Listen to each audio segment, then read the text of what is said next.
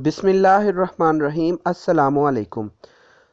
आज हम जो प्रैक्टिकल परफॉर्म करेंगे डिटरमाइन करेंगे percentage purity of NaCl by Mohr's method. Mohr के मेथड को यूज़ करते हुए हमने परसेंटेज जो है वो प्योरिटी मालूम करनी है NaCl की।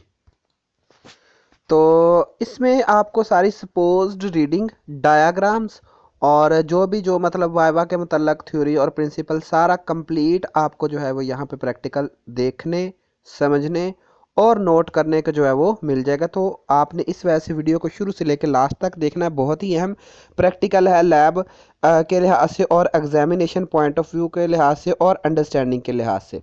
चले सबसे पहले हम इसकी देखते हैं थ्योरी क्या है। थ्योरी मीन प्रिंसिपल भी यही है और थ्योरी भी हम इसे कहते हैं। तो the purity of NaCl can be determined by using मोहर मेथड। मोहर के मेथड को यूज करके हम प्योरिटी जो है वो NaCl की मालूम कर सकते हैं किसी भी गिवन सोल्यूशन में। अब silver nitrate AgNO3 silver nitrate will react with NaCl but with impurities it will not react. तो हम इसकी जो प्योरिटी है वो चेक करते होते हैं सिल्वर नाइट्रेट से। क्यों? क्योंकि सिल्वर नाइट्रेट हमारे पास लैब में एक ऐसा रीजेंट है जो कि इम्प्योरिटीज के साथ रिएक्ट नहीं करता, सिर्फ और सिर्फ NaCl के साथ रिएक्ट करता है। इसके रिएक्शन की इक्वेशन ये है। हमें रीजेंट्स जो चाहिए, जो केमिकल्स चाहिए, हमें चाहिए NaCl AgNO3 K2CrO4। अब इक्वेशन देखें कि जो सिल्वर नाइट्रेट है जब सोडियम क्लोराइड के साथ रिएक्शन करता है तो Ag जो है वो इस Cl के साथ मिलकर सिल्वर क्लोराइड बना लेगा और Na जो है वो NO3 के साथ मिलकर NaNO3 जो है वो बना देगा।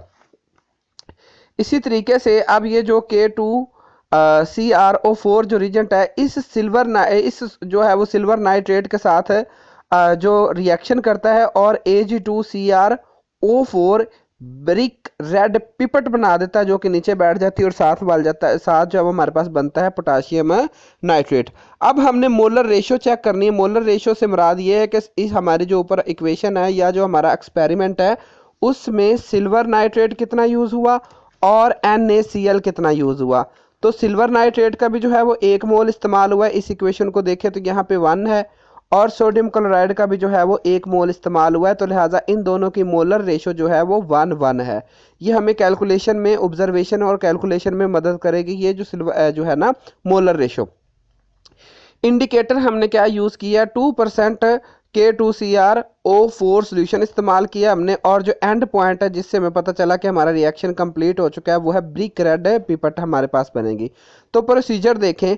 सबसे पहले आपने क्या करना है? Take 5 centimetre of pure impure NaCl solution in a conical flask. आपके पास जो लैब में NaCl मौजूद होगा उसका आपने सोल्यूशन बनाना है। उस सोल्यूशन में से आपने 5 सेंटीमीटर इम्प्योर NaCl को लेना है और उसको कोनिकल फ्लास्क में ऐड कर लेना है। Add two drops of K2CrO4 solution. Potassium chromate के जो है वो आपने 2 ड्रॉप्स ऐड कर देने हैं एज एन इंडिकेटर के तौर पर। अब आपने क्या करना है? Titrate this with 0.0 molar silver nitrate solution from the burette till we get the brick red pipette. फिर आपने क्या करना है कि जो हमारे पास ये जो सोल्यूशन है ना 5 सेंटीमीटर आपने NaCl जो है वो सोल्यूशन लिया इम्प्योर, उसमें 2 ड्रॉप्स जो है वो आपने K2Cr यानी कि पोटाशियम क्रोमेट के आपने ऐड कर दिए। इसको फिर आपने सिल्वर नाइट्रेट के 0.05 मोलर सोल्यूशन के साथ जो है वो आपने इसकी टाइट्रेशन करवानी है और उस वक्त तक करवानी है जब तक ब्रिक रेड पिपट आपको मिल नहीं जाती। Repeat this to get 3 concordant reading. 3 मरतबा आपने ये एक्सपेरिमेंट करना है। तो इसकी जो है वो कैलकुलेशन देख लें आप कि सीरियल नंबर से मुराद कितनी बार एक्सपेरिमेंट किया। पहली बार आपने किया तो इनिशियल रीडिंग जो ब्यूरेट की थी वो 0 थी और जो फाइनल हुई वो 10।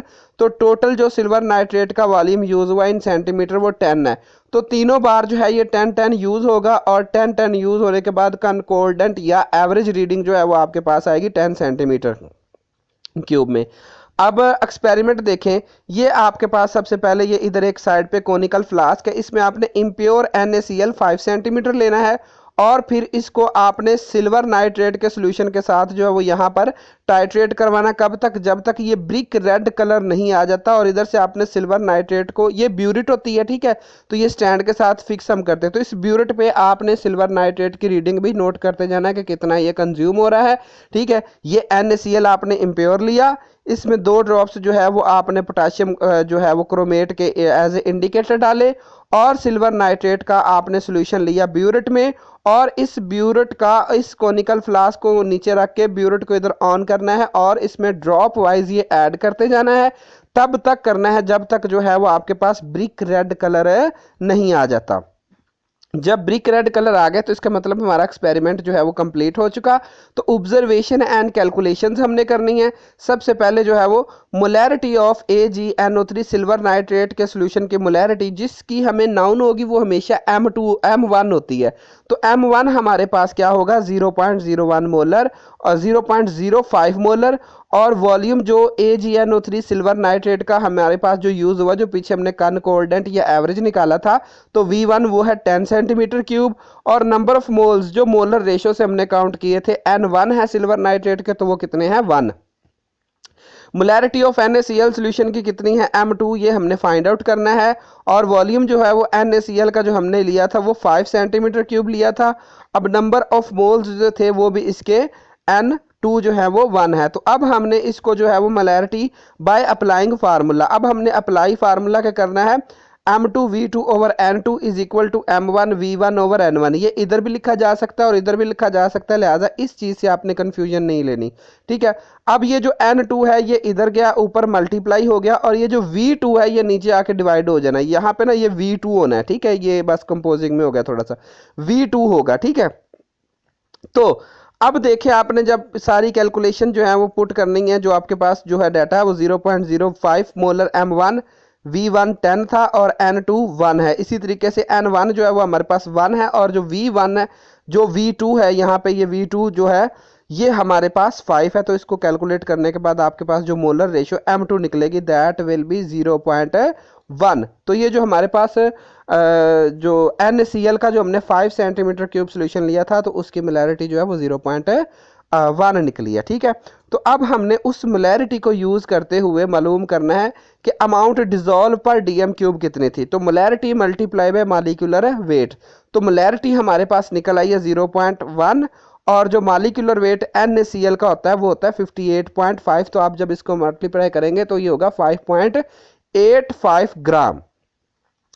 तो amount of impure NaCl dissolve, ये जो हमने शुरू में जब इम्प्योर जो NaCl जो है वो हमने डिजोल्व किया था टोटल, वो सपोज करें हमारे पास 7 है। याद रहे ये सारी सपोज रीडिंग है, आप इसको प्रैक्टिकल परफॉर्म करके इसके करीब तरीन ही जो है ना बिल्कुल इसी तरीके से कैलकुलेशन करेंगे तो आपका जवाब आ जाएगा। ये सारी सपोज रीडिंग है। तो फर्ज करें जो हमने पहले इम्प्योर NaCl का जो सोल्यूशन बनाया था उसमें हमने 7 ग्राम जो है वो NaCl डिजोल्व किया था। तो परसेंटेज प्योरिटी क्या होगी कि जो प्योर है उसमें ये है, और टोटल जो हमने वैसे NaCl लिया इम्प्योर वो 7 था। इसको मल्टीप्लाई कर देंगे 100 को, तो ये कैलकुलेट करने के बाद आपके पास आएगा 83.57%। मतलब ये कि जो आपके पास NaCl का सोल्यूशन मौजूद है, बना हुआ है, उसकी जो प्योरिटी है वो 83.57 है। जज़ाकल्लाह जी। लेक्चर अगर आपको अच्छा लगा हो तो प्लीज़ सब्सक्राइब माई चैनल और बेल आइकन को प्रेस कर दीजिएगा ताकि आपको इसी तरह के सारे लेक्चर जो है वो आगे मिलते रहे।